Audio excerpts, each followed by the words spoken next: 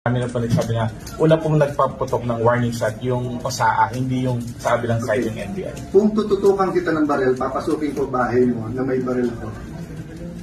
Nag-warning shot ka, pinutukan kita pabalik. Is it not an attack? Sorry but I don't think there's any question. The Senate is under attack. Was under attack.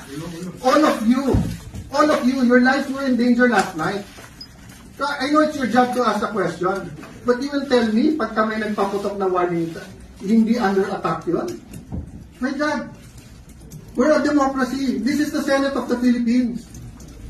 Please naman. Diba? Yeah. What do you think happens when there's no democracy? Who's the first casualty? The media. Wala ng media kapag nawala. Diba? Pag sinabing kami muna nagpaputok, umatras sila, or security guard ng GSIS yun, sabihin nyo baka ito ay gawa-gawa lang, baka ito ay drama. Pero nagpo-focus kami dito, hinihintay namin articles of impeachment, nakita nyo naman lahat ng pangyayari. Napakagaling ko naman mag-orchestrate ng lahat na yan. Kaya kong papuntahin dito mga armadong grupo.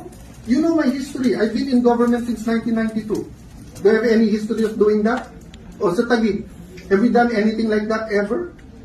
So excuse me, I mean, I'm not taking offense at the question, but, you know, if you have any doubt, you're doubting our democracy, you're not doubting my statement. Sir, confirm ko lang, sir.